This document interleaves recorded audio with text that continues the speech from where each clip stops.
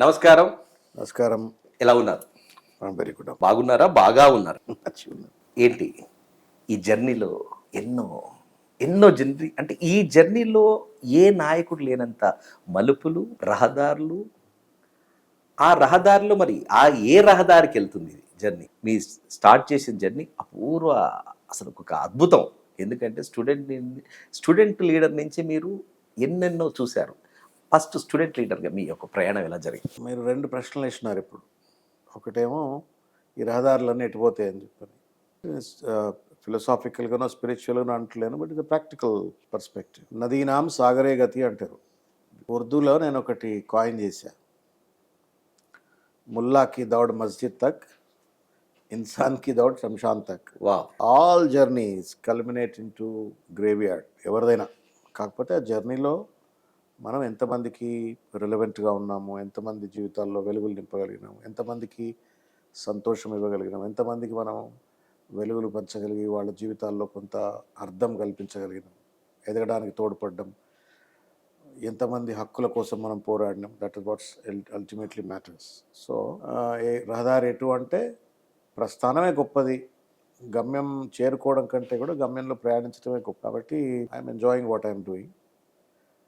And where I go, I mean, I told you ultimately everybody, పెద్దోళ్ళు ఎక్కడ పోయిందో తెలుసు కదా.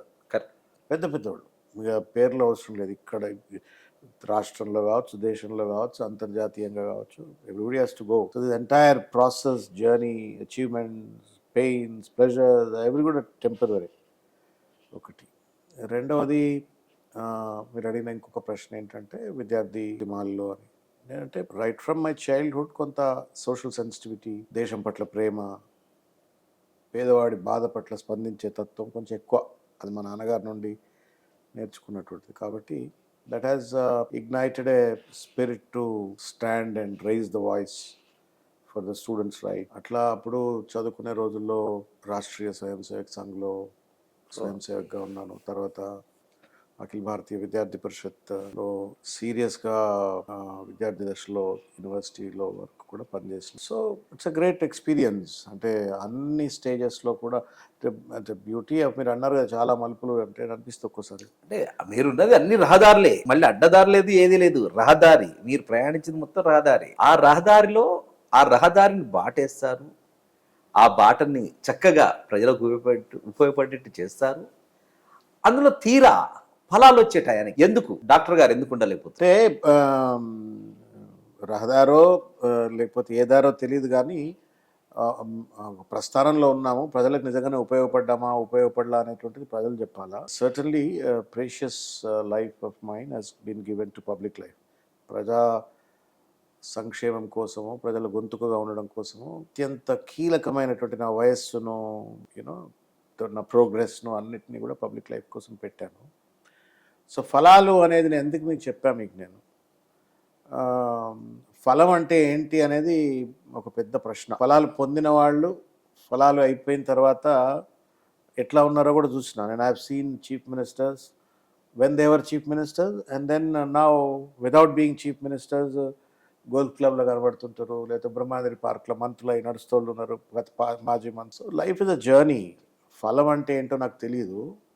బికాజ్ ఫలాన్ని పెద్దగా ఆపేక్షించి నేను పాలిటిక్స్లో రాలి. బికాజ్ పాలిటిక్స్లో అంటే ఇప్పుడు నువ్వు ఎమ్మెల్యే ఎందుకు కావాలనుకున్నావు, ఎంపీఎల్సీ ఎందుకు కావాలనుకున్నావు, ఎంపీ ఎందుకు కావాలనుకున్నావు అంటే ఇంకా పెద్ద సర్వీస్ చేయడం కోసం. బికాజ్ నేను సత్యం కంప్యూటర్స్లో జనరల్ మేనేజర్ హెచ్ఆర్గా ఉన్నప్పుడు అన్ని లక్షల రూపాయల జీతాన్ని అంత ఎంఎన్సీలో అసలు ఎవరు సాహసం చేయరన్నా, అది మీకు ఎట్లా సాధ్యమైంది? అది చెప్తున్నాను కదా, ఎక్కడో ఒక నేను there is a spiritual thought behind it. People may not believe it, but it is a very serious reflection. అసలు రావాలా వద్దా అన్న దాని పట్ల, వస్తే మనుగడ కొనసాగించగలుగుతామా, నిజంగా సస్టైన్ కాగలుగుతామా అన్న దాని పట్ల నెలల కొద్దీ తర్జనలు భర్జనలు మిత్రులతో చేసిన finally I realise that it is a God's call. ఎప్పుడో విద్యార్థి నాయకుడిగా ఉండి సమాజ సేవ చేయాలనుకున్న తర్వాత ఒక 18 ఏళ్ళు ప్రొఫెషనల్గా అకాడమిక్స్లో ఉంటూ, తర్వాత కార్పొరేట్ సెక్టర్లో ఉంటూ, that Satyam computers was a dream company those days. సరే తర్వాత డెబ్బకిల్ అయింది అదంతా, బట్ అది డ్రీమ్ కంపెనీ. అది వదిలిపెట్టి వచ్చేటప్పుడు ఒకటే అనుకున్నాను, అంటే మనం అశాశ్వతం, కానీ శాశ్వతమైంది ఏంటి అంటే మనం ప్రజల కోసం ఏమైనా చేసినప్పుడు. చాలా మంది కోటీశ్వర్లు మట్టిలో కలిసిపోయిన వాళ్ళు ఉన్నారు. పెద్ద పెద్ద బంగ్లాలు, పెద్ద పెద్ద ప్రైవేట్ జెట్లు తిరిగిన వాళ్ళు, పెద్ద పెద్ద బంగ్లాలు కట్టిన వాళ్ళు. You don't even remember. But పేదోడైనా ఒకవేళ కనుక వాడు ప్రజల కోసం కొట్లాడితే, ప్రజల కోసం సామెత ఉంది, ఏది నీది కాదు ఏది నీతో రాదు. But you remember only those people who work for the people. So ఆ దృక్కోణంలో ఆ రోజు అన్ని లక్షల రూపాయల జీతాన్ని వదులుకొని పవన్ కళ్యాణ్ గారు బాగా స్ట్రాంగ్గా ప్రేరేపించడం, అదొక గొప్ప విషయం, గొప్ప జర్నీ. ఆ పవన్ కళ్యాణ్ గారితో అసలు మీరు మమాక్యమై ఆ రోజుల్లో ప్రజారాజ్యం అనే ఒక నావను చిరంజీవి గారు తీసుకొచ్చారు. ఆ నావలో మీరు కూడా భాగస్వామ్యం కావడం ఒక గొప్ప విషయం. ఆ జర్నీ ఎలా ఉంది మీకు? It was a great experience. అంటే నేను చెప్పా కదా, పాలిటిక్స్లో ఏంటంటే అయితే ఉన్నత కులాల్లో పుట్టాలా, లేదు ఆధిపత్య వర్గాలలో, లేకపోతే బాగా కాంట్రాక్టరో క్యాపిటలిస్టో అయ్యేటువంటి కాంటెక్స్లో చిరంజీవి గారు ఒక ఫ్రెష్ బ్రీజ్ ఆఫ్ పాలిటిక్స్ అప్పుడు 2008లో వారు సామాజిక న్యాయం అని చెప్పని, సామాజిక తెలంగాణ అని చెప్పని, మార్పు కోసం అని చెప్పని, తర్వాత మదర్ తెరీసాను మొట్టమొదటిసారిగా సేవే లక్ష్యం ప్రేమే మార్గం అని చెప్పని ఏదైతే ఒక నినాదంతో పూలేను, మదర్ తెరీసాను, అంబేద్కర్ను, మహాత్మా గాంధీని ఒక ఐకానిక్ ఇన్స్పైరింగ్ సింబల్స్గా పార్టీలో పెట్టుకొని ఎప్పుడైతే ఆయన పార్టీ రూపంలో వచ్చినారో దానికి చిరంజీవి కళ్యాణ్ గారు ఒక ఇన్స్పైరింగ్ యూనో ఫోర్స్గా ఉన్నారో, అది తప్పనిసరిగా నన్నే కాదు చాలామంది చదువుకున్న వాళ్ళు, నేను ఒక్కడనే కాదు, అంటే లైమ్ లైట్లో కంటిన్యూ కానటువంటి వాళ్ళు చిరంజీవి గారు అంటే ఇష్టం బాగా, వాళ్ళందరూ కూడా వచ్చినారు. చిరంజీవి గారు అంటే ఎవరికి ఇష్టం ఉండదు, అందరికి ఇష్టమే కదా. నో అంటే not just an actor. Chiranjeevi గారు జర్నీలో ఆయన డ్యాన్సులు, ఆటలు, పాటలు మెచ్చి ఇష్టపడి మెచ్చి ఆయన పట్ల అభిమానులు అయ్యే వాళ్ళు ఉంటారు. But you should also look at his journey. ఒక ఆర్డినరీ కానిస్టేబుల్ ఫ్యామిలీకి వెళ్ళి వచ్చిన ఆయన, ఒక ఆర్డినరీ కానిస్టేబుల్ కొడుకు, చిన్న సైడ్ ఆర్టిస్ట్ వేషాలు వేసుకుంటూ తనను తాను మలుచుకొని నేర్చుకొని కష్టపడి ఎఫర్ట్ పెట్టి he proved himself to be a very iconic actor of the entire country today. కాబట్టి ఆయన జర్నీ, సినిమాలు బాగా డ్యాన్స్ చేస్తాడు రాబాయ్, బ్రేక్ డ్యాన్స్ చేస్తాడు రాబాయ్ అని ఎంజాయ్ చేసే వాళ్ళు కొంతమంది ఉంటారు. బట్ దెన్ యూత్ ఇవాళకే కాదు, ఎన్నాటికైనప్పటికీ కూడా Chiranjeevi garu certainly the role model, because ఆయన జర్నీయే ఒక పెద్ద lesson for new sensation, definitely inspiration. Sensation కంటే ఇన్స్పిరేషన్. ఎందుకంటే ఆయన చూసి నేర్చుకోవాలి, కష్టపడటం ఎట్లా, త్యాగం ఎట్లా చేయాలి. చిరంజీవి గారికి అంటారు కదా, చిరంజీవి గారి పేరు మరో పేరు కష్టజీవి అని. కాబట్టి ఆయన అంటే ఇష్టం, నాకే కాదు చాలామంది పాజిటివ్ థింకర్స్కు తప్పనిసరిగా ఇష్టం. Excellent. What about Pawan Kalyan గారితో ఎలా ఉండేది మీకు? సో వాస్తవానికి పాలిటిక్స్లో రావాలని నాకు బాగా సీరియస్ ఇంట్రెస్ట్ ఉన్నప్పటికి కూడా after my student life I have not got in to active politics. Because పాలిటిక్స్లో ఏంటంటే ఎవరో గాడ్ ఫాదర్ ఉండాలా, నేను చెప్పా కదా మీకు, పెద్ద కులమైన అయి ఉండాలా, పెద్ద సంచులన్న బ్యాక్గ్రౌండ్ అయి ఉండాలా, ఎవడో గాడ్ ఫాదర్ ఉండాలా, ఇవన్నీ ఉండాలా. సో మనుగడ కొనసాగించలేము అనేటువంటి ఒక అపనమ్మకమో లేకపోతే ఒక ఆలోచన ఆ రోజు పాలిటిక్స్లోకి రాలా. బట్ వెన్ పవన్ కళ్యాణ్తో సంబంధం ఏర్పడిన తర్వాత ఆయన కామన్ మ్యాన్ ప్రొటెక్షన్ ఫోరం అని, తర్వాత ఆయనకు విద్యార్థి ఉద్యమాల మీద, విద్యార్థి నాయకుల జీవితాల మీద సినిమాలు తీయాలని ఇంట్రెస్ట్ ఉండే. ఆ కోణంలో ఆయనకున్న క్రేజ్ ఎవరికి లేదు. ఆ కోణంలో అతనితో ఇంటరాక్షన్ అయింది. నా ఫ్రెండ్ ఉన్నాడు, శరత్ మరార్ అని. We studied together and we work together at institute staff college. Producer also. మేమిద్దరం కలిసి పనిచేసినాము. అయితే అతని ద్వారా మళ్ళీ కళ్యాణ్ గారితో ఇంటరాక్షన్ బాగా స్ట్రాంగ్ అవడం, ఆయన ప్రేరేపణతో పాలిటిక్స్లోకి వచ్చారు. So coming back to how is a very deep person, చాలా నాలెడ్జబుల్. తర్వాత at the same time I think is a very deep person. సముద్రం లోతు తెలియదు అన్నట్టు పవన్ కళ్యాణ్ లోతు కూడా తెలియదు.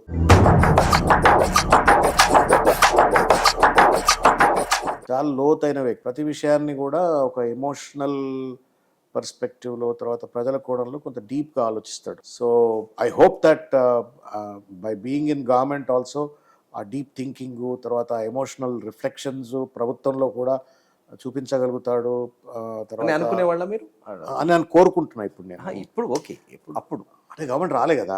అప్పుడు అప్పుడు of course is deep man అనేది తెలుసు కదా. ఇప్పుడు ప్రభుత్వంలోకి వచ్చిండు కాబట్టి అవి చూపెడతాడు అని చెప్పి నేను అనుకుంటున్నా. చూపెట్టాలా ఆ రకమైనటువంటి ఒక యాటిట్యూడ్, క్యారెక్టర్, వాల్యూస్, తను నమ్మినటువంటి ఒక సిద్ధాంతాలు ఎక్స్పెక్టేషన్స్ ఎక్కువ ఉన్నాయి చాలా. న్యాచురలీ కదా. When ever you set expectations people certainly look forward to fulfil them. ఒకసారి భారతదేశంలో అతనికి ఒక క్రేజ్ ఏర్పడ్డది, అంత మెజారిటీ రావడం, అంత ఒక అంటే యువకుల్లో కానీ యువకుల్లే ఉండే ఇదివరకు, ఇప్పుడు ప్రజలలోకి వెళ్ళిపోయింది అనేది. అందుకే ఇప్పుడు it's test for his life. జీవితంలో పెద్ద పరీక్ష అది. ఎందుకంటే ఎన్ని రోజులు సిద్ధాంతాలు నమ్మిన వ్యక్తిగా తన ఆటలో, మాటలో, పాటలో, సినిమాలో సిద్ధాంతాలు చూపెట్టేవాడు. ఇప్పుడు ఆచరణలో ప్రజలను పరిపాలించటంలో, ప్రభుత్వాన్ని నడిపించటంలో ఆ సిద్ధాంతాలు ప్రతిబింబించాల్సిన ఎక్స్పెక్టేషన్ ప్రజల్లో ఉంటుంది. కాబట్టి ఇట్స్ యాక్చువల్లీ బిగ్ టెస్ట్. తనకి పెద్ద పరీక్ష. వాళ్ళది 100 రోజుల గవర్నమెంట్ త్వరలో ఈ 2 రోజుల్లో పూర్తి చేసుకోబోతున్నారు.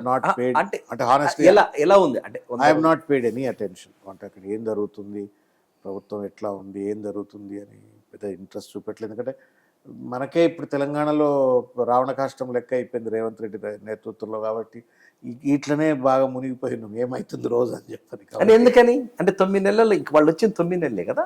9 months is a big time. మొత్తం ఎన్ని నెలలు? 60 నెలలు ఉంటారండి. 60 నెలల్లో 9 నెలలు కాదు, 10 నెలలు. మంచి స్కీమ్లన్నీ బాగానే పోతున్నాయి కదా. ఏ స్కీమ్స్? 6 గ్యారెంటీలు ఇవాళ అంటే ప్రశ్న అడగడం చాలా సులభం, బట్ లోతుగా వెళ్ళి చూడాలా. ఇవాళ గురుకుల్ స్కూల్లో ఉన్నటువంటి ఒక పేద విద్యార్థులకు తిండి దొరకట్లేదు. ఇవాళ హాస్పిటళ్లలో ఒక్కరోజే గాంధీ హాస్పిటల్లో దాదాపు 60-70 మంది చనిపోయారు అని చెప్పని, మందులు ఇవ్వడానికి హాస్పిటల్లో పైసలు లేవని చెప్పని వింటా ఉన్నాం. తర్వాత జీతాలు ఆన్ టైం ఇవ్వలేనటువంటి ఒక దుస్థితి ఉంది అని చెప్పని వింటా ఉన్నాం. తర్వాత కేసీఆర్ కిట్ను బంద్ చేసినారు, కేసీఆర్ న్యూట్రిషన్ కిట్ను బంద్ చేసినారు. ఆ పిల్లలకు పొద్దుగాల పూట కేసీఆర్ గారు ప్రేమతో మొదలుపెట్టినటువంటి ఒక బ్రేక్ఫాస్ట్ స్కీమ్, అంటే అల్పాహార పథకం. పొద్దుగాల చాలామంది మీకు ఐడియా ఉందో లేదో, ఇప్పుడు శ్రీనివాస్ లాంటి వాళ్ళు చాలామంది ఇక్కడ ఉన్నారు కదా, వాళ్ళకి తెలుస్తుంది. పేదోళ్ళు ఊళ్ళల్లో బ్రేక్ఫాస్ట్ ఉండదు. రాత్రిపూట సలన్నం ఒకవేళ మిగిలితే ఆ సలన్నాన్ని ఇంత పచ్చడి వేసుకొని గంజ వేసుకొని తిని వెళ్ళిపోతారు స్కూళ్ళకు. That's how. ఆ తినకుండానే అయిపోతారు, గడపైన పెట్టుకొని పోతారు. అటువంటి పిల్లలకు ఆలనగా ఉండాలని చెప్పని కేసీఆర్ గారు ప్రవేశపెట్టిన అల్పాహార పథకాన్ని కూడా అటు కేసీఆర్ మీద కోపమా తెలియదు, లేకపోతే డబ్బులు లేవా తెలియదు. గత ప్రభుత్వాలు అవి జరిగినాయి అనుకుంటున్నారు గట్టిగా. అంటే ఇలా అక్కడ ఏం లేదా మీకు తెలియాలి కదా. అంటే ఇప్పుడు కాంగ్రెస్ తరపు నుంచి మీరు ఇలా అంటున్నారు, ఒప్పుకుంటాం. తరపమ్మా. నేను Satya, you wanted to talk about politics with Satya అంటే ఇట్లా మాట్లాడుకుందాం. ట్రూత్ విత్ సత్య అంటే ట్రూత్ మాట్లాడుకుందాం. నేనేమంటున్నా అంటే criticism is fundamental foundation of democracy. Absolutely. ఇసుమంత తప్పు ఉంటే దాన్ని భూతద్దం పెట్టి చూపెట్టేదే ప్రతిపక్షం. కానీ ఇక్కడ ఏంటంటే దురదృష్టం, రేవంత్ రెడ్డి 420 ప్రామిసెస్ చేసి రైతు రుణమాఫీ 49,000 లక్షల కోట్లు, 49,000 crores of rupees, 49,000 crores of rupees ను శాంక్షన్ చేయాల్సిన దగ్గర 18,000 కోట్లే శాంక్షన్ చేసి నేను రుణమాఫీ మొత్తం అందరికీ చేసేసిన అని చెప్పి కౌలు రైతులకు నేను రుణమాఫీ చేస్తానని ఎత్తి మీద నోరు పెట్టుకుని మొత్తుకున్నారు. Agriculture declaration. ఇంతవరకు రైతులకు కౌలు రైతులకు రుణమాఫీ చేయలేదు. లేకపోతే వాళ్లకు రైతు బంధు పథకాన్ని కేసీఆర్ గారు హిస్టారికల్ గా ప్రవేశపెట్టినారు. ఈ ప్రభుత్వం ఆరోపిస్తుంది. ఇప్పుడు మీరు ఒక విషయం గుర్తుపెట్టు, any government or any organisation if it has to grow, నాకు ఒక్క సంస్థ ఏదన్నా ఈ దేశంలో కానీ ఏ దేశంలో కానీ బ్యాంక్ నుండి సహాయ సహకారాలు తీసుకోకుండా వ్యాపారం చేసిన ఒక్క సంస్థ ఉందా అంటే మీరు ప్రభుత్వం వ్యాపారమా మీరు అంటారు. ఇవాళ పెట్టుబడులు తెచ్చాడు, అప్పులు తెచ్చాడు. 1,15,000 రూపాయల పర్ క్యాపిటా ఇన్కమ్ తలసరి ఆదాయం ఉన్న తెలంగాణ రాష్ట్రాన్ని 3.5 లక్షల తలసరి ఆదాయానికి తీసుకుపోయినటువంటి ఒక చరిత్ర కేసీఆర్ గారిది. సో మూర్ఖంగా రేవంత్ రెడ్డి మాట్లాడుతూ ఉంది. There may be some failures in KCR government. నేను ఉండవని నేను అంటలేను. అవేంటో కన్స్ట్రక్టివ్గా చెప్పు. అప్పులు తెచ్చిండు అంటే ఇప్పుడు నువ్వు ఆల్రెడీ 1,00,000 కోట్లు తెచ్చినాడు. 10 నెలలు కాలే 1,00,000 కోట్లు తెచ్చినాడు. 9 నెలలు అయింది కదా మీ ప్రతిపక్షంలో. అమ్మా మీరు ఒక విషయం, 10 సంవత్సరాల అధికారంలో ఉండి మీరు 6 లక్షల కోట్లు అప్పు అంటున్నారు. 10 నెలల అధికారంలో ఉండి 1,00,000 కోట్లు ఎట్లా అప్పు తెచ్చినాడు మరి రేవంత్ రెడ్డి? 6 గ్యారెంటీలు ఇచ్చారు వాళ్ళకి. మీరు ప్రతిపక్షం అంటే అదే మొత్తుకుంటున్నా. ప్రభుత్వం 6 గ్యారెంటీల్లో కూడా ఆర్టీసీకి నువ్వు డబ్బులు కడతలేవు. ఆర్టీసీకి ఇవాళకి కూడా నువ్వు ఉచిత బస్సు పథకాన్ని మహిళలకు ప్రవేశపెట్టి దానికి అయ్యే ఖర్చుని ఇవాళకి కూడా ఆర్టీసీకి ఇవ్వట్లేవు. ఆర్టీసీ నష్టాల్లో కూరుకుపోతా ఉంది. మహిళలు అయితే సంతోషంగా ఉన్నారు. అరే ఉండొచ్చు, నేను ఐఎమ్ నాట్ డినయింగ్. సరే మహిళలు సంతోషంగా ఉన్న వాళ్ళు ఉన్నారు, సంతోషంగా ఉండని వాళ్ళు కూడా ఉన్నారు. నేను I don't want to get into the controversial discussion. ఉచితంగా ఉందని చెప్పని ఉచితంగా ప్రయాణం చేస్తూ ఉంటే మిగతా వాళ్ళకి ఇబ్బంది అవుతుందని చెప్పిన మహిళలు ఉన్నారు. ఎందుకయ్యా మాకు ఇబ్బంది పెడుతున్నారు, అనవసరంగా ఉచితంగా వస్తున్నారు, సీట్లు దొరకలేదని చెప్పిన వాళ్ళు ఉన్నారు. కాబట్టి అది దాంట్లో మంచి ఉంది, చెడు ఉంది. Let's not discuss about it. Question ఏంటి అంటే, నువ్వు 10 నెలల్లో దగ్గరగా 60-70 వేల కోట్లు ఎందుకు అప్పు చేసినావు? నువ్వు ఈ మహిళలకు నువ్వు ఇస్తా అన్నటువంటి ఒక 2500 రూపాయలు పథకం 6 గ్యారంటీస్లో భాగం అమలు చేయలేదే. 4000 రూపాయల పెన్షన్ ఇస్తా అని చెప్పినావు. ఇంతవరకు 10 నెలలు అయిపోయింది, 4000 రూపాయల పెన్షన్ ఇవ్వలేదే. నిరుద్యోగ వృత్తి 4000 రూపాయలు ఇస్తా అని చెప్పినావు. ఇంతవరకు నిరుద్యోగ వృత్తి ఇవ్వలేదే. 6000 రూపాయలు వికలాంగులకు పెన్షన్ ఇస్తా అని చెప్పినావు. ఇంతవరకు ఇవ్వలేదే. ఇట్టిగానే చెట్ల మీద ఇస్తార్లు కొట్టినట్టుగా చిల్లరమల్లర మాటలు మాట్లాడి, పచ్చి పనికిరాని ఊళ్ళలో రేవంత్ రెడ్డి భాషలో చెప్పాలంటే బర్లుగాస్తోళ్ళు మాట్లాడినట్టు మాట్లాడి, వాళ్ళ ఇష్టం వచ్చినట్టుగా బూతులు మాట్లాడి ప్రజల అటెన్షన్ డైవర్ట్ చేసి పరిపాలనను అంతా ఆగమాగం చేసి రౌడీ పాలన లెక్క, బూతుల పాలన లెక్క మార్చేసేటువంటి ఒక పరిస్థితి వాళ్ళు చూస్తూ ఉన్నాం. కాబట్టి ఈ నేపథ్యంలో Revanth Reddy is an utter failure. నా దృష్టిలో 10 నెలల్లో ఇంత చెడ్డ పేరు మూటగట్టుకున్నటువంటి ఒక వ్యక్తి ఎవరు లేరు. కంపెనీలు వెనుకకి వెళ్ళిపోతున్నాయి. కేటీఆర్ కష్టపడి ఇక్కడ గౌరవ ముఖ్యమంత్రి గారు అంటారు, ప్రొవోక్ ఎందుకు చేస్తున్నారు, మేము పరిపాలన చేస్తున్నాం, మాకేమన్నట్టు సూచనలు ఇవ్వండి, మా పరిపాలన సాగనియండి అంటే ఇప్పుడే కదా మీరు దిగి కూడా కొద్దిగా 9 నెలలు కాలేదు, కొద్దిగా ఓపిక పట్టరా, మాకు సమయం ఇవ్వరా, ప్రతిపక్షాలు మాకు సహకరిస్తే మేము అద్భుతంగా చేస్తాం అని ఓపెన్ గా పబ్లిక్ మీట్లు అంటున్నారు కదా. ఇప్పుడు రేవంత్ రెడ్డి గారికి ఒక సామెత చెప్తా, మీరు మీరు వినాలా. మూర్ఖుడికి మొగలి పువ్వు ఇస్తే ఎండ పెట్టుకొని వాసన చూసిండు అన్నట్టు. మీరేం బాధపడకండి, ట్రూత్ అది. ఇప్పుడు ప్రతిపక్షాల పాత్ర అయితే అన్నట్టు ఇవాళ అంత అద్భుతమైనటువంటి అధికారం అండి. ఎవరు ఇన్ని కోట్ల మంది ఉన్నారు, 4 కోట్ల మంది ప్రజలు తెలంగాణలో ఉంటే ఒక్కడికి అవకాశం వచ్చింది, అది రేవంత్ రెడ్డికి. అదృష్టవంతుడు. కాంగ్రెస్ పార్టీలో అంత నేను కూడా పనిచేసిన కదా, 9 ఏళ్ళు. అదేగా మీరు బండోడు పనిచేసినట్టు పనిచేసిన. ఎన్ని సంవత్సరాలు చేశారు కాంగ్రెస్ లో? 9 years దగ్గర చేసిన. 9 అండి.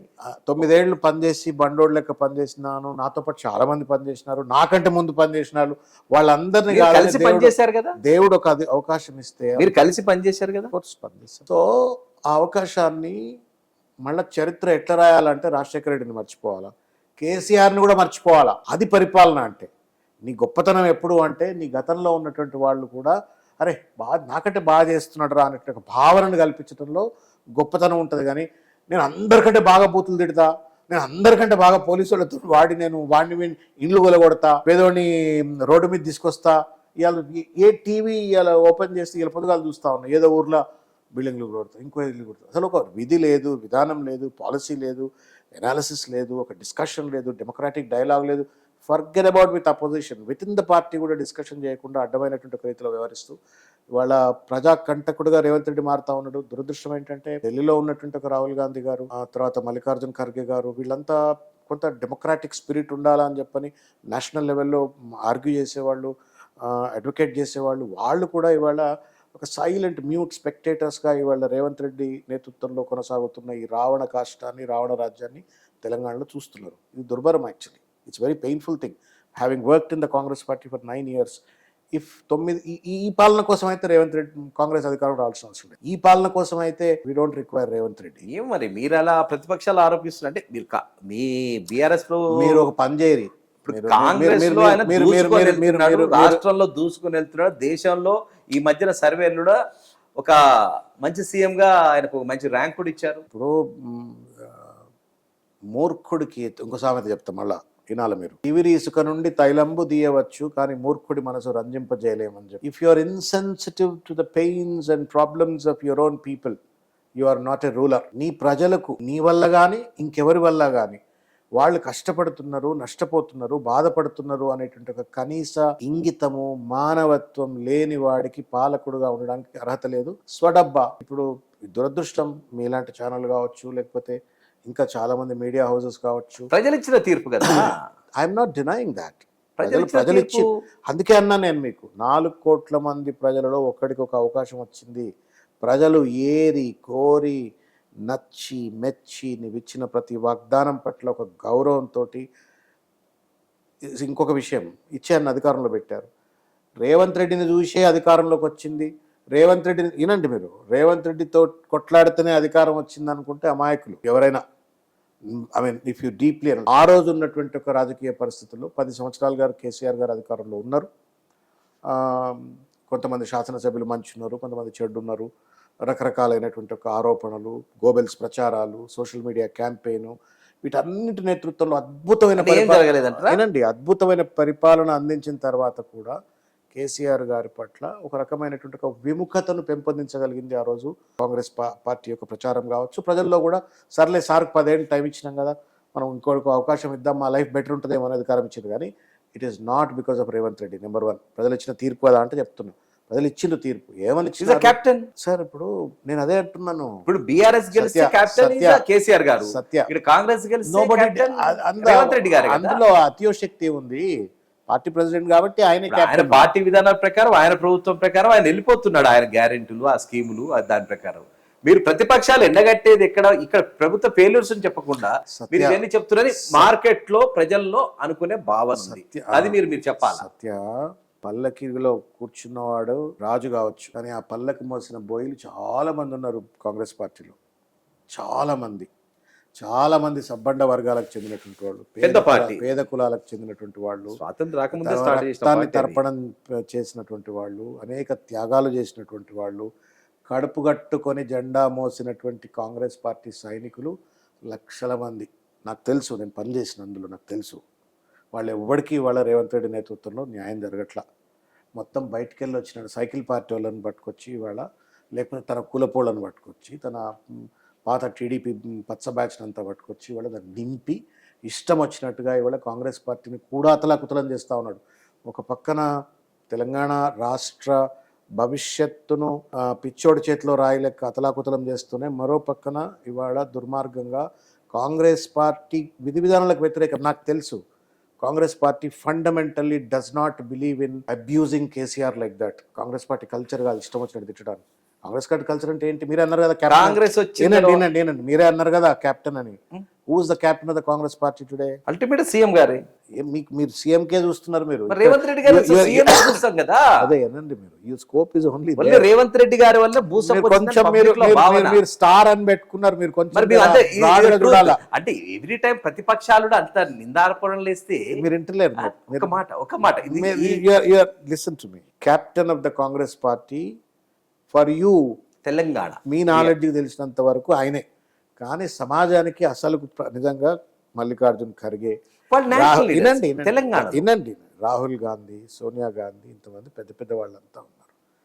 వాళ్ళందరి ఆలోచనల మేరకు, వాళ్ళందరి యొక్క ఇన్స్పిరేషన్తో తెలంగాణలో కాంగ్రెస్ పార్టీ అధికారంలోకి వచ్చింది. అదృష్టం కొద్దీ ఆయన ముందున్నాడు కాబట్టి ఆయన ముఖ్యమంత్రి అయ్యాడు.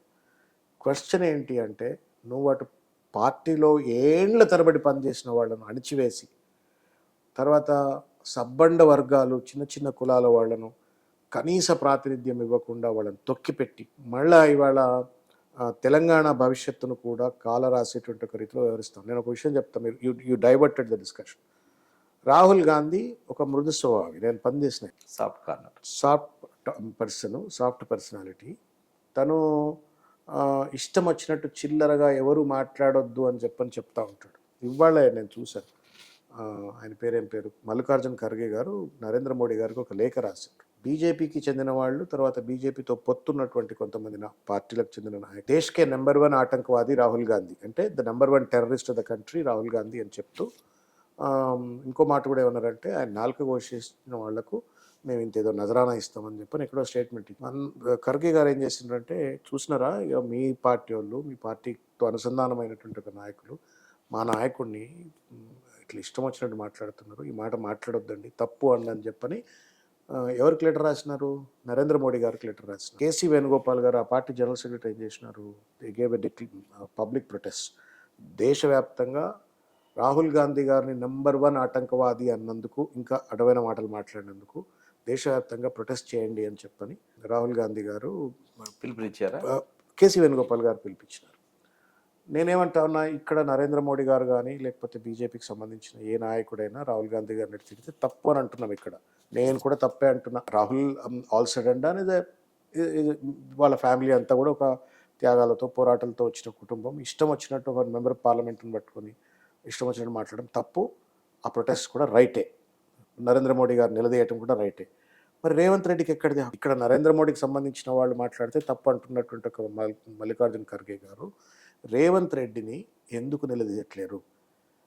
చెడ్డిప్పుతా అంటుండండి కేసీఆర్ గారిది, రాళ్లతో కొట్టి చంపుతా అంటుండండి, కొన ఊపిరితో ఉన్నావు నేను పీక పీసుకు చంపుతా అంటున్నాడు, ఉరేసి చంపేస్తా అంటున్నాడు, అడ్డమైన బూతులు మాట్లాడుతూ ఉన్నాడు. ఈ బూతులు తప్పైనప్పుడు రాహుల్ గాంధీ గారి పట్ల నరేంద్ర మోడీ అనుచరులో లేకపోతే ఆయన ఫాలోవర్స్ తిడితే తప్పని అనుకున్నప్పుడు రేవంత్ రెడ్డి ఒక తెలంగాణ ఉద్యమకారుడు, తెలంగాణ ఉద్యమ రథసారథి, తెలంగాణ రాష్ట్ర భవిష్యత్తును తీర్చిదిద్ది అద్భుతమైనటువంటి ఒక పేదల ప్రగతి సాధించినటువంటి ఒక మహానాయకుడిని ఇష్టం వచ్చినట్టు బండ బూతులు ఊస్తుంటే ఇది తప్పని ఎందుకంటలేరు?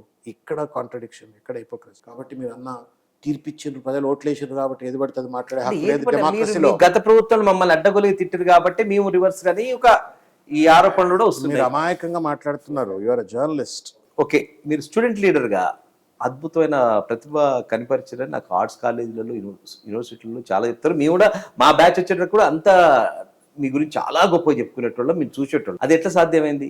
అంటే ఒక స్టూడెంట్ లీడర్ మళ్ళీ చదువు మీద ఏకాగ్రత, స్టూడెంట్ లీడర్గా ఏకాగ్రత ఎట్లా, అంటే హౌ యూ కోఆర్డినేట్? అంటే సరే, మనం ఏదో గొప్ప వాళ్ళమని ప్రజలు ఎవరో మిత్రులు చెప్పినట్టు వాళ్ళకి మన పట్ల ప్రేమ ఎక్కువ ఉండొచ్చు కానీ, బట్ అదర్వైజ్ ఉస్మాన్ యూనివర్సిటీ అనేది ఒక అద్భుతమైనటువంటి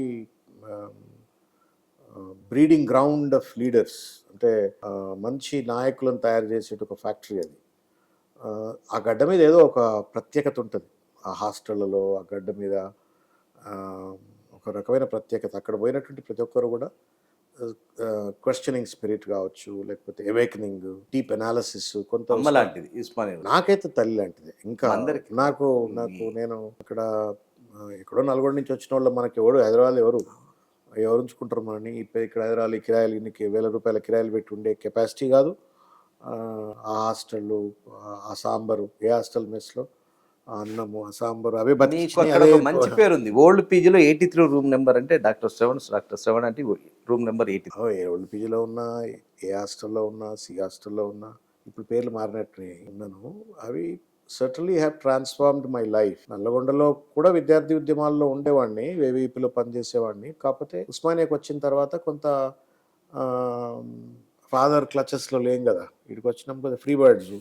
ఏది మనసుకు న్యాయం అనిపించింది, మంచిగా అనిపించింది చేయడానికి కొంత ఫ్రీడమ్ ఉండే. తర్వాత ఒక మంచి ఎన్వైరన్మెంట్, యూనివర్సిటీ నేర్చుకోవాలనుకున్న వాడికి చదువుకోవాలనుకోవటానికి కావచ్చు, లేకపోతే పర్సనాలిటీ డెవలప్మెంట్ కోసం కావచ్చు, ఉద్యమాలలో భాగస్వామ్యం కావచ్చు, ఇవన్నిటికి కూడా మంచి అవకాశం కల్పించింది. కాబట్టి మంచి యాక్టివ్ స్టూడెంట్ మూమెంట్స్లో ఉన్నాను.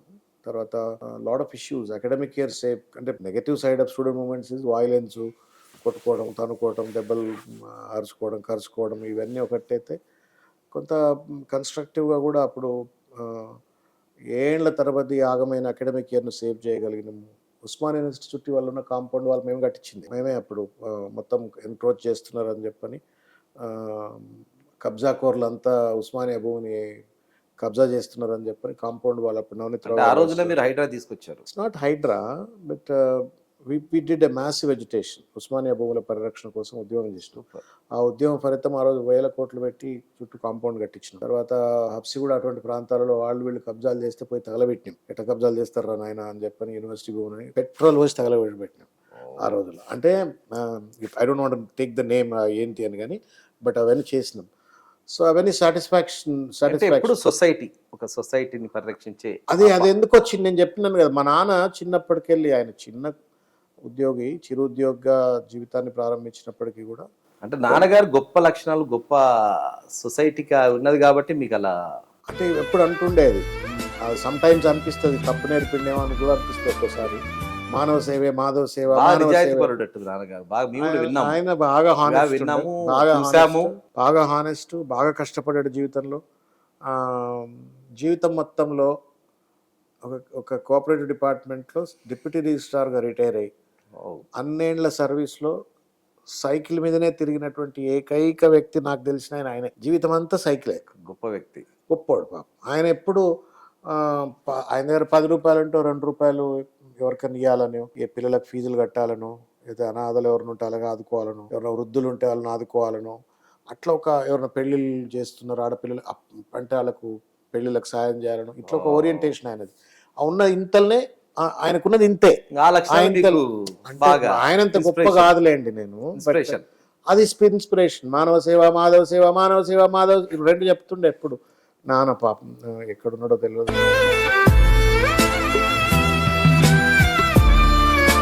మానవ సేవ, మాధవ సేవ. రెండోది వివేకానందుడు కోట్ ఒకటి, ask nothing, want nothing, Wow. You give what ever you can give, it will come back to you, and don't expect anything in return, but it will come back to you in 1000 fold అని నేను చిన్నగా ఉన్నప్పటి నుంచి చెప్తుండే. So అవన్నీ ఏదో ఒక మనం సబ్ కాన్షియస్ మైండ్లో ఎక్కి అట్లా విద్యార్థి ఉద్యమాలు, అట్లా రాజకీయాలు, అట్లా అట్లా అట్లా అట్లా కానీ ఇంకోటన్నా మీ విద్యార్థి నాయకుడుగా you are succeeded like any. తర్వాత కూడా మీరు ఒక ఎంఎన్స్ ఆ రోజుల్లో సత్యంలో జాబ్ దొరకాలంటే ఒక కళ. అటువంటి కళను మీరు నిజం చేసుకొని ఒక HR, I think your HR vice president are direct.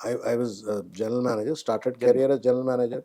అంతకుముందు హిటాచి కన్సల్టింగ్ అంటే అప్పుడు సిఎస్ సాఫ్ట్వేర్ టెక్నాలజీస్ అంటుండే, సియరా అట్లాంటిక్ అంటుండే. సియరా అట్లాంటిక్లో అందులో డైరెక్టర్ హెచ్ఆర్గా, సీనియర్ మేనేజర్, తర్వాత అసోసియేట్ డైరెక్టర్, హెడ్ హెచ్ఆర్గా మూవింగ్ ఆల్ ద అక్కడ నుంచి ల్యాడర్ అంతా. అక్కడ తర్వాత మళ్ళీ సత్యంలో I was heading largest division అప్పుడు, ఒరకల్ ఎంటర్ప్రైజ్ అప్లికేషన్స్. మీకు ఎలా అనిపించింది సత్యంలో మీకు జాబ్ ఇట్స్ గ్రేట్ ఫీలింగ్ అది. అంటే సత్యం అంటే సరే దురదృష్టం, రామలింగరాజు గారు బదనాం అయిపోయినారు, Ramaraju garu but they really have built a great empire. నేను మొన్న ఎవరో కలిసినారు, ఎక్కడో డెంటిస్ట్ దగ్గరికి వెళ్తే వాళ్ళకి సంబంధించిన వాళ్ళు ఎవరో కలిస్తే ఏదో కన్వర్జేషన్. నేను పనిచేసే రోజుల్లో దాదాపు 45-50 వేల మంది ఉద్యోగులు, అందులో కొన్ని లక్షల మంది రామలింగరాజు గారు, రామరాజు గారు సత్యం కంప్యూటర్స్ పేరు మీద కోటీశ్వర్లు అయిన వాళ్ళు ఉన్నారు.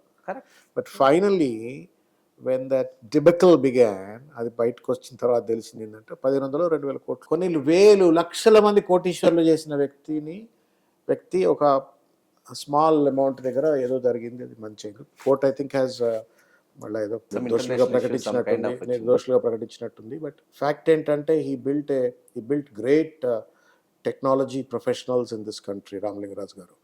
తర్వాత ఆయన ఈ దేశానికి చేసిన సేవ కావచ్చు, ఇన్ఫోసిస్, టీసీఎస్, సత్యమే కదా ఇండియాలో అద్భుతమైన చేసినారు. అనేక మంది లీడర్లను తయారు చేసినాడు, కార్పొరేట్ లీడర్లను. కాబట్టి ఇట్స్ గ్రేట్ ఎక్స్పీరియన్స్. నేను అందులో పోయినాడు, అబ్బా ఇక నా జీవితానికి ఇది ఒక పెద్ద అచీవ్మెంట్ రాను. కానీ ఆ రోజుల్లో విన్నా మీకు 5 లక్షలు పర్ మంత్ అని శాలరీ విన్నాను.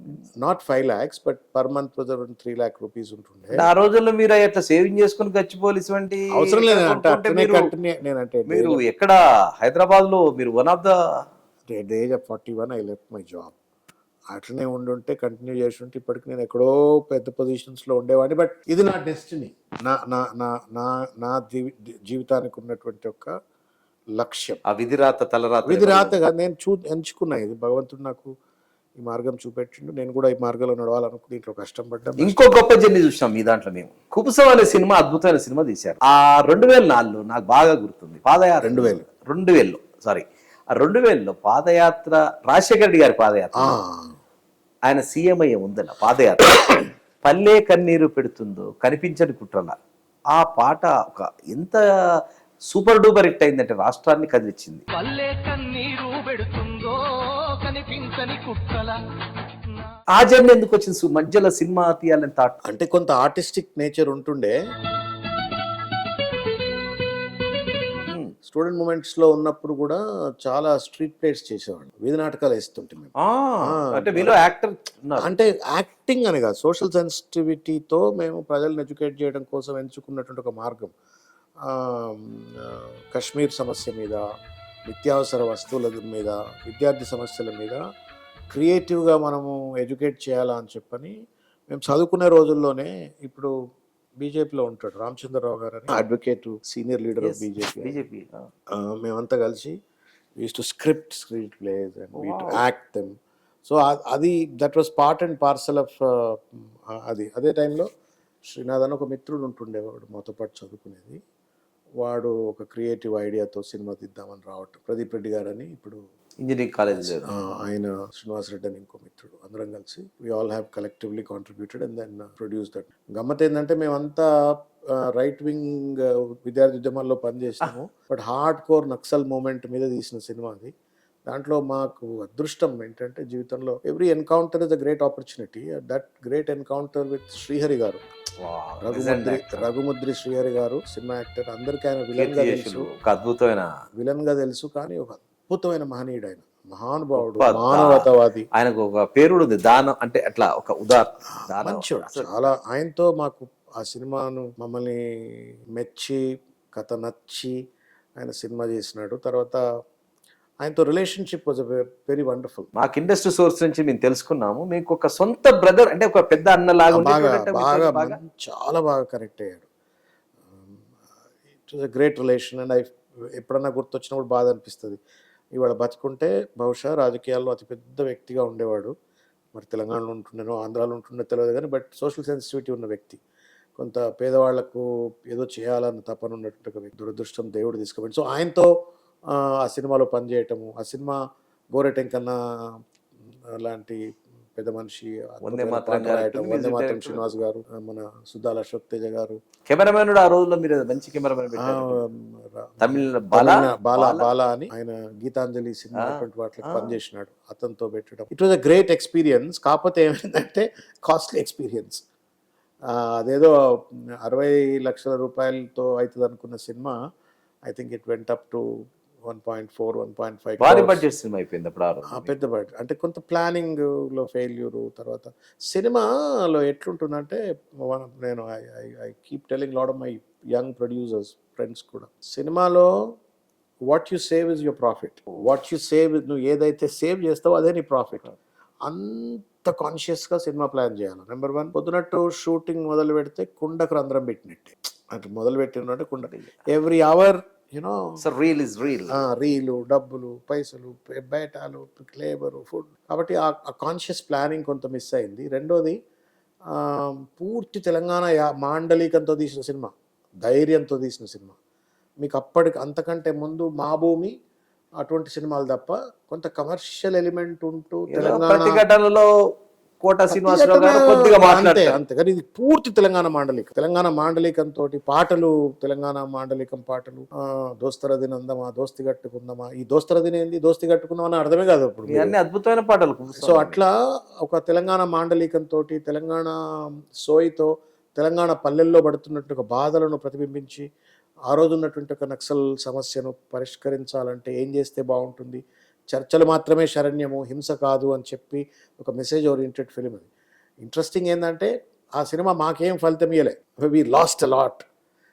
జీవితంలో ఒక పెద్ద దెబ్బ, లాగి చంపకాయ కొట్టినంత దెబ్బ అది. Small people with big vision, ఒక పెద్ద ఆదర్శంతో తీసిన సినిమా. కానీ ఫైనాన్షియల్గా చాలా నష్టపోయినాము, జీవితాలు అతలాకుతలం అయ్యేటువంటి ఒక పరిస్థితిలో పడ్డాము. సరే భగవంతుందయా మళ్ళీ అట్లా సర్వైవ్ అయ్యి ముందుకు వచ్చినాము. But it's different story. But biggest beneficiary was Rajasekhar. ఆ సినిమా వల్ల లాభపడే రాజశేఖర రెడ్డి గారు. ఆయనే ఆ పాట పల్లె కన్నీరు, చంద్రబాబు నాయుడు గారి హయాంలో కరెంటు తీగల మీద బట్టలారేసుకోరనటము, కరెంటు సమస్య రావటము, పల్లెలన్నీ కూడా కరువు కాటకాల్లో మునిగిపోవటము, చేతి వృత్తులన్నీ సర్వనాశనం కావటము, ఆయన ప్రపంచ బ్యాంకుకు ఆదాపు ఆంధ్రప్రదేశ్నప్పుడు ఒక తాకట్టు పెట్టినట్టు ఒక వాతావరణము, ప్రచారం రావటము. ఆ నేపథ్యంలో ఆ పాటను అద్భుతంగా ఆయన ఎన్నికల ప్రచారంగా వాడుకున్నాడు. నేను అనుకున్నా కూడా, అరే మేము పైసలు నష్టపోతాం, మీరు ప్రచారానికి వాడుకుంటారు, ₹1 ఇయరా అని చెప్పని మనసులో అనుకున్నాం కూడా. బట్ ఐ థింక్ శ్రీనాథ్ వాళ్ళంతా కొంత, అప్పుడు పేరేం పేరు ఇప్పుడు స్పీకర్ ఉన్న, సారీ మనోహర్, నాదెండ్ల మనోహర్, వాళ్ళు వీళ్ళందరూ కలిసి they use that song and then they were the biggest beneficiaries. ఆ పాట కాంగ్రెస్ పార్టీని అధికారంలో తెచ్చింది. మా పాటే, మా రక్తం పెట్టి తీసిన సినిమా అది. మా అంటే వెరీ హార్డ్ ఎర్న్డ్ మనీ, మా త్యాగంతో, రక్తంతో తీసిన సినిమా అది. ఆ సినిమా సొసైటీతో మమైకమై భాగస్వాములుగా ఉంటున్నారు. తర్వాత ఈ జర్నీ నా దృష్టిలో ఏంటంటే, మళ్ళా చెప్తున్నా సత్య, అది it's a lesson to not only you but anybody else. If your life సంతోషంగా ఉండడం, ఎంజాయ్ చేయటం, ప్లెజర్ చేయటము ఇదే కాదు జీవితం. నీ పరమార్థం ఏంట్రా అంటే నువ్వు 10 మందికి ఉపయోగపడటమే. ఎట్లా అట్లా ఉపయోగపడితే దేవుడు గొప్ప అవకాశం ఇచ్చినట్టే మనకు. That's a great opportunity. అందరికి రాదు కదా. మానవ సేవ, మాధవ సేవ, అది గొప్ప ఆపర్చునిటీ. అందరికి ఎట్లా వస్తే రాదు కదా. If God is giving you that opportunity you should be grateful. కానీ మీకంటే ఒక ప్రత్యేకత ఉంది 2 రాష్ట్రాల్లో. డాక్టర్ దాసో శ్రవణ్ గారు అంటే తెలియని వాళ్ళు ఉండరు. ఏమంటున్నా, ఉన్నా లేకున్నా ఇది మన మీరు ప్రస్థానం. అలా ఎవడు మీ గుర్తించినా కష్టపడ్డ విధానము గుర్తించకపోయినా ప్రతి ఒక్కరూ అబ్జర్వ్ చేస్తున్నారు, ఎవరు- గమనిస్తున్నారు. నేను రోజు రాత్రిపూట పడుకున్నప్పుడు పొద్దుగాల లేచినప్పుడు I'm also in the last lap of my life. చివరి మజిలీ ఇది, చివరి ఫేస్ అంటాం కదా మనం. ప్రతి ఒక్కళ్ళకు ఒక సైకిల్స్ ఉంటాయి, maybe relatively closer to the last lap or in the last lap. So if God gives you an opportunity to serve the society, అది గొప్ప ఆపర్చునిటీ. అదే నేను అనుకుంటున్నాను. తర్వాత మీది ఇమీడియట్ ప్రజారాజ్యం వెళ్ళిపోయారా? లేదు, యాక్చువల్గా ఏంటంటే నేను విద్యార్థి ఉద్యమాల్లో పనిచేసిన తర్వాత నేను అడ్మినిస్ట్రేటివ్ స్టాఫ్ కాలేజ్ ఆఫ్ ఇండియాలో పనిచేసినాను, ఆస్కీలో పనిచేసినాను. అక్కడ నాకు అసలు ప్రొఫెషనల్ కెరియర్ బిగాన్ దేర్. తర్వాత ప్రొఫెసర్ పరమేశ్వరన్ గారు అని చెప్పని ఉస్మానియాలో సైకాలజీ ప్రొఫెసర్ ఆయన దగ్గర పిహెచ్డి చేసినాను. Then I joined institute of public enterprise Osmania. అక్కడ ఐ టాట్ ఫర్ ఒక 8-9 years 10 years టీచ్ చేశాను. I worked on World Bank projects, DFID, trade, You have lot of experience in lot of public policy research మీద చాలా work చేశాను. చేసిన తర్వాత అంటే being a HR teacher, human resource management టీచర్గా why preach management, why don't you practise management అని అప్పుడు ఇండస్ట్రీకి వచ్చాను. I got into CS software, then Sierra, Satyam, అట్లా అంచెలంచెలుగా కార్పొరేట్ సెక్టర్లో బాగా ఎదిగా, చాలా ఫాస్ట్గా కూడా ఎదిగా. అందరూ 10 గంటలు పని చేస్తే మనం 16 గంటలు పని చేయాలన్నట్టు. సో అట్లా పనిచేసి భగవంతుడు మనకు ఒక ఆపర్చునిటీ కార్పొరేట్ సెక్టర్లో. అక్కడి నుండి పవన్ కళ్యాణ్ గారితో సంబంధం, ఆయన కామన్ మ్యాన్ ప్రొటెక్షన్ ఫోరం, ఆయన విద్యార్థి ఉద్యమాల మీద సినిమా తీయాలనుకోవటము, తర్వాత శరత్ మరార్, గబ్బర్ సింగ్ ప్రొడ్యూసర్ ఉంటుండే కదా, ఆయన మేమంతా కలిసి చదువుకున్నాము, కలిసి పనిచేసాం. ఆస్కీలో ఆయన కూడా నా కొలీగ్ ఉండే, శరత్ మరార్. అట్లా మేము ఇక తెలియని డీప్ మ్యాన్ అని చెప్పిన కదా, లోతైన వ్యక్తి, సముద్రం అంత లోతు. కొలలేదు, కష్టం. Difficult to gauge. అర్థం అవ్వాలంటే మనకు కూడా అర్థం చేసుకునే కెపాసిటీ కూడా ఉండాలి. కాబట్టి నాకు కూడా నేను కూడా ఇంకా స్టడీ చేస్తున్నాను. So I don't have that ability to understand. Deep man, socially sensitive man. So ఆయనతో కావటం అప్పుడు ఆయన ఒకటే మాట అని ఉండే, నాకు బాగా గుర్తు. Give me 8 months of your time man. 8 నెలలు నీ టైం ఇచ్చాను, నేను మనం సమాజాన్ని మారుద్దాం, నవ భారతదేశం. అంటే అప్పుడు నేను అంతకుముందే ఎంతో అనుసంధానంగా పనిచేస్తున్నాను. సో ఐటీ ఇండస్ట్రీలో ఏంటి, ఇప్పుడు ఇక్కడ ఉండి ల్యాప్టాప్ ఓపెన్ చేసి లాగిన్ అయితే నువ్వు కంపెనీలు ఉన్నట్టే లెక్క. అండ్ 3-4 ఆఫీసులు ఉంటుండే. ఏ ఆఫీసులో ఉండేవాడిని తెలియదు, కూర్చొని మాత్రం పనిచేసేది. ఇటు పనిచేసేది, ఆయన కూడా పనిచేసేది. అట్లా నడిపించిన, కొన్ని నెలలు నడిపించినాం అట్లా. తర్వాత వన్ స్టేజ్లో you can't do this part time, you have to do full time. అంటే ఉద్యోగం వదిలిపెట్టాలా అంటే ఏంటి, ₹1,00,000 జీతం వదిలిపెట్టాలా అంటే ఏంటి, భవిష్యత్తును వదిలిపెట్టాలా. ఇక్కడ ఏంది, ఇది అన్సెట్ అయ్యాను. పెద్ద కులపోల రాజకీయాలు ఇవి, పెద్ద సంచులున్న రాజకీయాలు ఇవి. ఇళ్ళకి వస్తే బతవా సస్తవా మనగడ ఉంటుందా తెలియదు. ఇటువంటి ఒక మీమాంసల్లో చివరికి ఇది ఒక ధర్మ ప్రబోధం, దేవుడి కార్యం. దేవుడు నాకు ఇది ఒక 18 ఏళ్ల తర్వాత మళ్ళీ నాకు ఈ అవకాశం మళ్ళీ ఇచ్చి పాలిటిక్స్లోకి రమ్మని చెప్తున్నాడు. అంటే ఇదే నా జర్నీ అనుకొని పవన్ కళ్యాణ్ గారి ప్రేరేప one fine day Maa TV స్టూడియోలో ఆయన చెప్పినాడు. నెక్స్ట్ డే పోయినా, రిజైన్ చేసిన, full time started my journey in Prajarajyam party. ఇంకా ఒకసారి వచ్చినాక వెనక్కి తిరిగి చూడాలనిపించాల. పార్టీ ఓడిపోయింది, ఎంపీ పోటీ చేసినా ఓడిపోయింది. ఓడిపోయినాక వెనక్కి తిరిగి చూడాలని. I thought I should fight.